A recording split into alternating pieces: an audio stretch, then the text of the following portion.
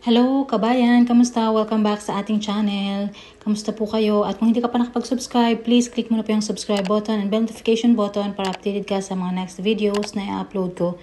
Thank you so much.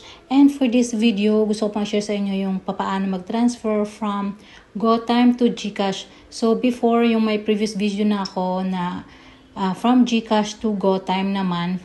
So for this video naman, vice versa naman. Yung GoTime naman, from GoTime account to GCash. So, nandito ako ngayon sa aking GCash account.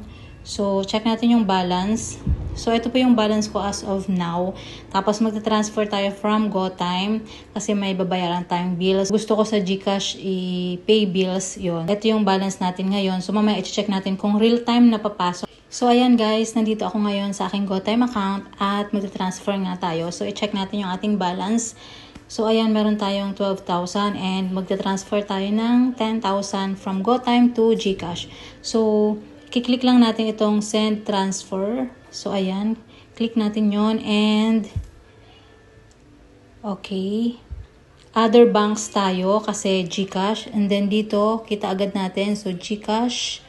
Ayan, click natin si GCash and then kung magkano yung amount. And makikita nyo dito via InstaPay siya, transfer fee is free. So, ayan. Type natin kung magkano yung amount na ita-transfer natin.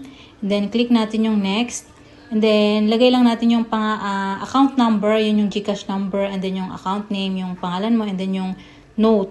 Optional naman yung note. So, stop ko lang muna. And after po nating ma-fill upan yung amount, account number, account name, and ito naman po, click lang natin yung next. Tapos, piliin lang natin kung para saan yung transfer. Ang pinili ko dito is move funds to own account. So, click lang natin yan.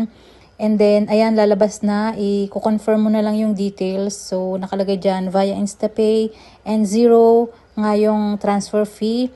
Kaya, total na makakaltas lang is 10,000. And then, yung purpose nga is move funds to own account. And then, click mo lang itong transfer. And then, after nyan, kailangan mong i-type yung iyong passcode. So, i-type mo lang dyan yung iyong passcode. And then, ayan, successful na siyang transferred yung aking 10,000 to my GCash account. At may na-receive na nga akong message from GCash na naka-receive ako ng 10,000. So, real time po siyang pumasok sa aking GCash account. So, i-check natin. So, ayan po, in-screenshot ko. So, ayan po, ito yung details. So, mapapansin nyo dito kanina, yung see details dito, i-click mo lang yan at ito po yung lalabas. So, ito yung pinaka-confirmation and then receipt. So, kapag magta-transfer ka at may nagpa-transfer sa'yo, so ito yung magiging receipt. So, ito yung isi-send mo sa kanya. At para maging proof, para mayroon kang proof na nag-send ka via GoTime to GCash niya. So, ayan, nandito yung mga details, yung reference number and then yung amount at saka yung details ng GCash at saka yung GoTime. And, ayan, check natin doon sa aking GoTime account. Nabawas na po yung 10,000. So, ayan, 2,000 pesos na lang plus yung aking pera dito sa GoTime Bank. And, puntahan naman natin si GCash.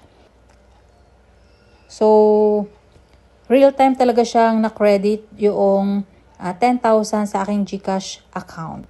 So, abangan nyo pa po yung mga ibang videos na i-upload ko about GoTime. So, in-explore ko din po siya. At, ayan, next upload ay about naman sa paggamit ng GoTime abroad. So, ayun lang po muna for this video. Thank you so much for watching.